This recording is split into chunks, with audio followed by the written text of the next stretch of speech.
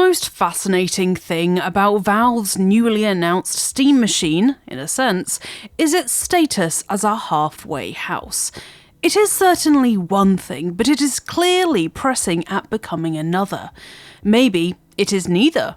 And is this a new category emerging, or is it simply lines that were once indelible, now becoming scuffed, worn, and permeable?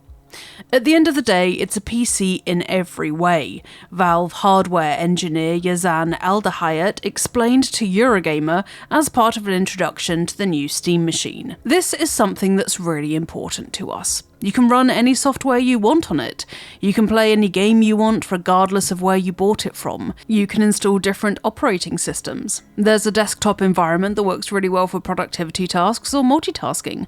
A lot of the hardware decisions we made are in keeping with that PC DNA and ethos. So, fair enough. This is a PC. Valve couldn't be any clearer about that. That flag is planted, that claim written in the boldest text imaginable. And yet, here I am, questioning them just a smidge. We live in strange times, after all. Xbox is pointing at PCs and saying this is an Xbox, but looking at Valve's Steam machines, I can't help but step back and ask, is this a console? If you really look at the features of Valve's new generation Steam machines, it's hard not to appraise it as an attempt to draw the PC ecosystem closer to a console-like experience. It's often in the little things, but, as a character says in the best ever episode of The Simpsons, it's the little things that make up life. So you have the fact that the machine has HDMI CEC hooks, meaning the gaming box can control your telly.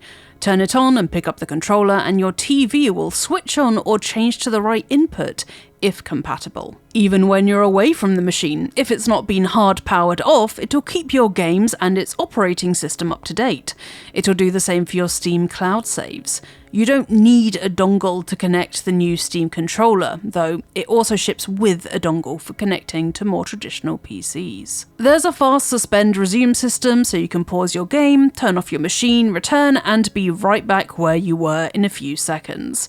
Even the level of performance, targeting a clean, upscaled 4K and 60 frames per second performance in any game on Steam, Cyberpunk 2077 was demoed by Valve, feels built to rival the current consoles. And, of course, we've all seen the Steam Deck experience over the last few years.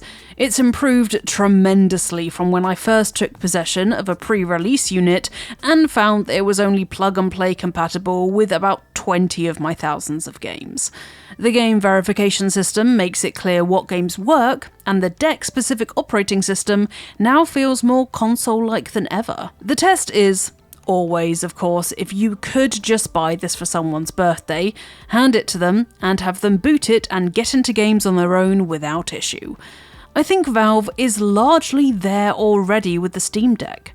There are compatibility questions if you want to play specific games, sure.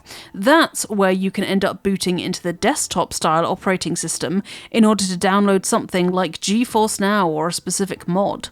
With that said, I do think the experience is there such that somebody daunted by such things could just get a deck, sign up for Steam, and only buy and play the games marked as explicitly compatible with their device. Device verification, default controller mapping, and preset settings go a long way to remove the most initially daunting aspects of PC gaming. With that stuff taken care of, it all sure sounds like a console-like experience to me. The new Undertelly Steam machines aim to further this cause. There's operating system improvements, new features, and general tweaks to make everything smoother. In the end, this is a dinky little box that you can buy, chuck under your telly, and use to play games. And it sounds like, thanks to Valve's efforts with the Steam Deck and renewed efforts for these specific machines, this is about to be the most simple plug-and-play PC gaming experience ever. Still, Valve reps press on the fact that their sights are not set on usurping the traditional console. Aldahayat argues that we don't really tend to work back from what's happening in other spaces. We try to focus on our audience. Valve's audience is on PC. Because of that, this is still a PC, and Valve's argument, in a sense, is that the console space is coming to them, rather than the other way around. I'd argue that it's really a little bit of both though. As a PC, if you're sufficiently confident and hardcore, you can modify it with alternate operating systems, custom code, whatever you like. If you think the fan is too loud, though Valve promises it is quiet, you can go in and address its speed directly. All of that nonsense. Which honestly is great to have.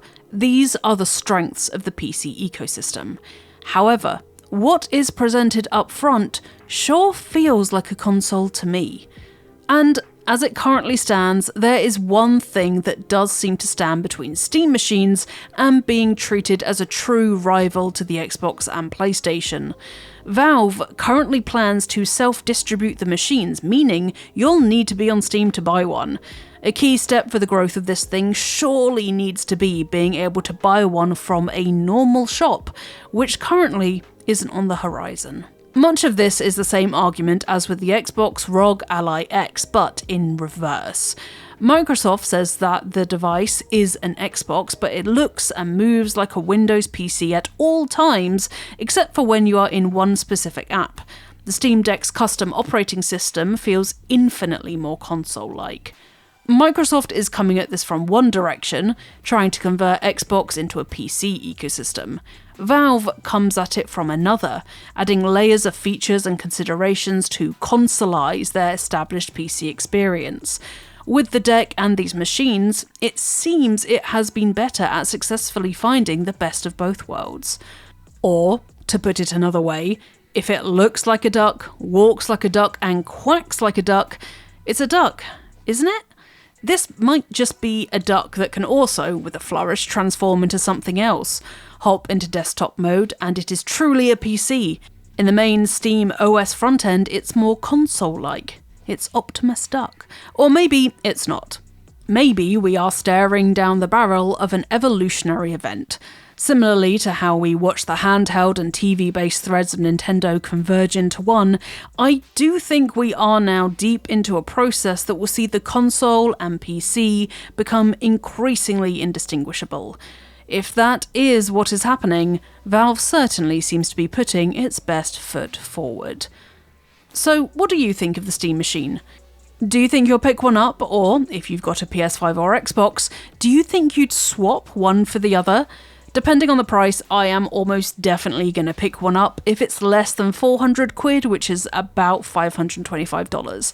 I absolutely adore my Steam Deck, and am currently playing a heavily modded Stardew save that had me navigating the desktop mode, as well as the gaming interface, and after consulting a few Reddit threads, I found it really intuitive.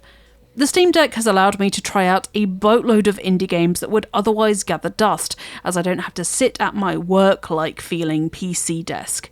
Instead, I can play on my comfy sofa, or in bed on a Sunday morning, or on the plane.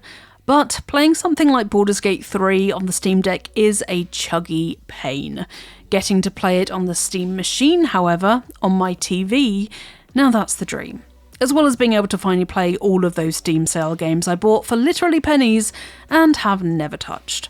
If you liked this video, please like it, as we have more videos about the Steam machine coming to the channel, and subscribe to Eurogamer for more videos about video games almost every single day.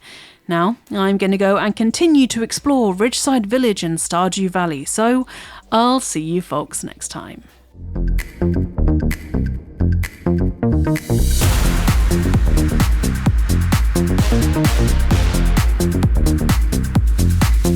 Thank you.